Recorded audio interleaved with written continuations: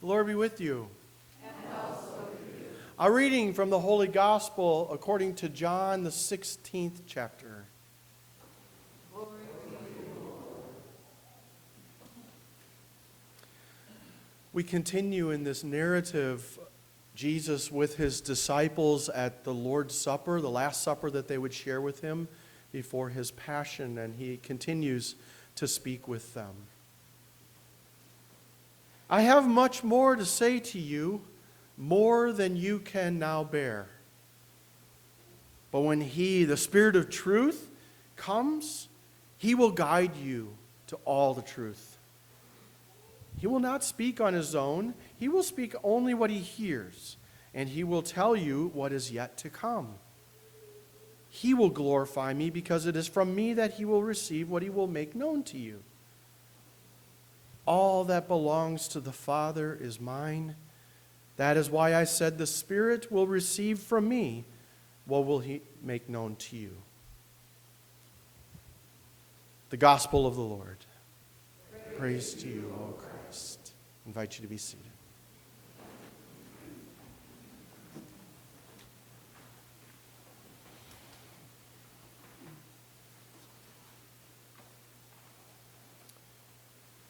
When I begin meeting with a new spiritual directee, one of the questions that I find myself asking that person fairly early in our conversation, in our relationship, is when you pray, when you have conversation with God, when you call out to God, what is the image that you have of God?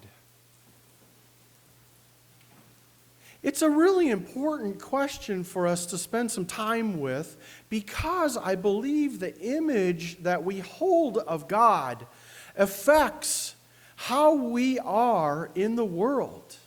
It affects how we see ourselves, how we know ourselves. Do we know ourselves as loved? Are we called into a world by a God who is a white man sitting on a throne, throwing lightning bolts around, or having us on puppet strings? Or are we like the author of The Shack, thinking of God like an old black woman who likes to speak in a southern accent and cook jambalaya? Do we think of God as energy, as constant creation? Do we feel surrounded by God? Or do we think of God as some far distant ruler that we cry out to hoping for mercy and goodness, to receive something from God? How we think of God, how we image God, is very important to our faith and to our being in the world. This feast day, the Feast of the Most Holy Trinity, invites us to think about God in that very expansive way, where we talk about God in this mysterious way. You know, growing up, I would hear people talk about the Holy Trinity, and it always was confusing words to me. And what I later found out, what I later came to realize, is that our God, our triune Trinitarian God, is not something to be figured out, not something to be described adequately, but is a mystery to live in. A loving relationship that we are invited to be in the midst of. And so whatever we say about God, whatever language, whatever words we use, are going to be inadequate.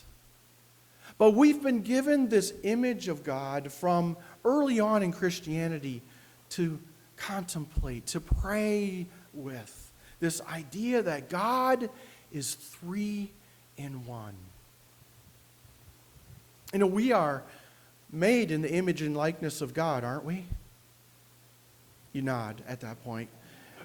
We are. That's one of the truths we hold, right? That we are created in the image and likeness of God. What does that mean?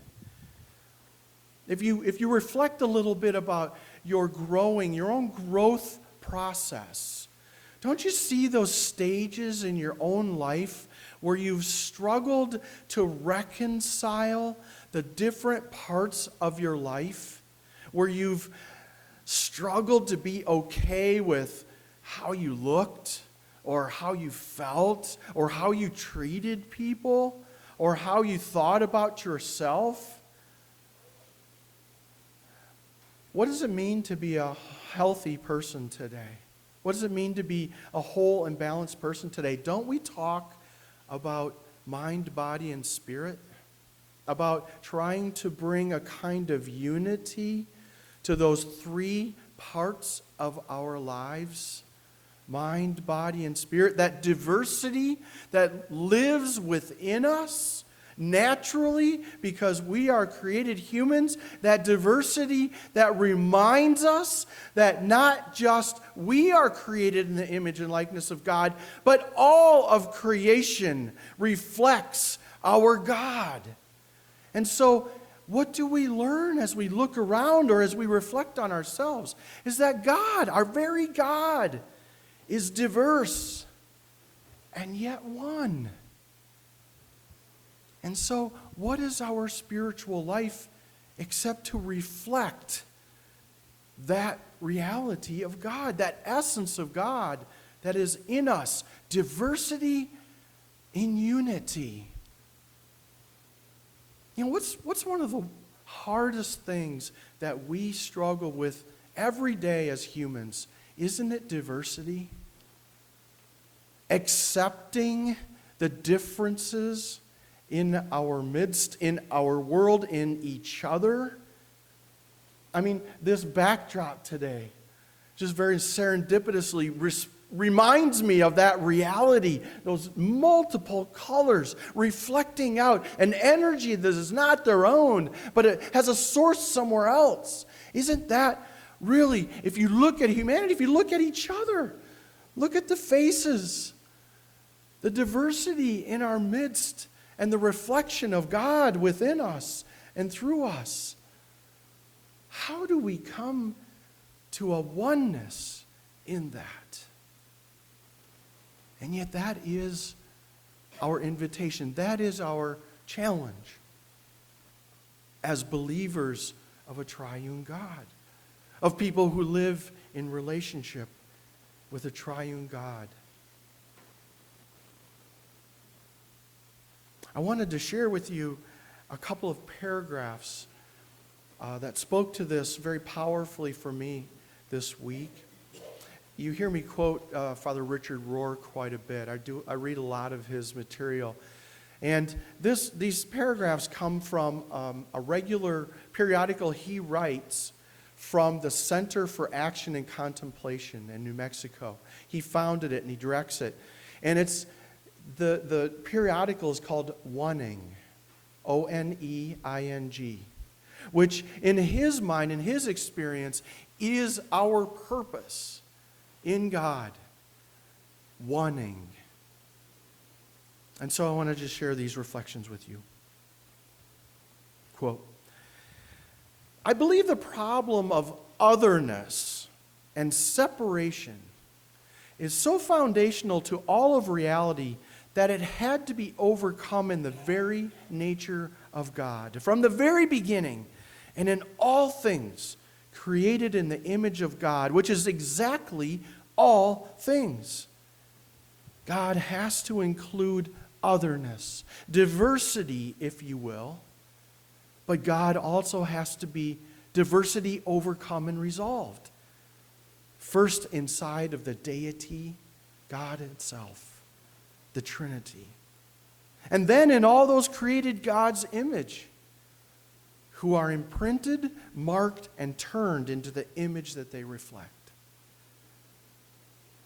The members of the Trinity, Father, Son, and Holy Spirit, are the Christian placeholder names for clear distinction, pluriformity, and otherness. You can use other words if you want, like creator, redeemer, sanctifier, mother, child, inspiration, energy. What's important is distinction and diversity in loving relationship. The three must be maintained as three and understood as different from one another. Yet the infinite trust and flow between them is so constant, so reliable, so true, and so faithful that they are completely one.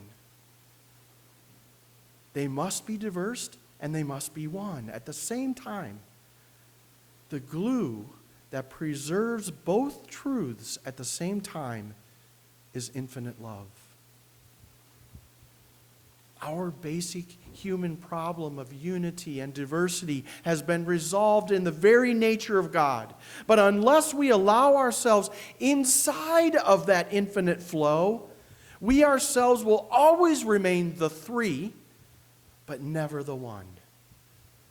If we remain exclusive, like Judaism, Islam, and much of Christianity in our monotheism, we normally try to impose a false uniformity on others by rarely knowing how to love, honor, and respect diversity. We remain in competing tribes and colonies, but like the God self, we must be both three and one, different and united, diversity affirmed, protected, and overcome by one shared love. Even the very basic element of the atom appears to mirror such cyclical diversity, attraction, and allurement within itself. And so we find the Godhead, the God self, the triune God reflected in all of creation, in the very building blocks of all that we are and all that we exist in.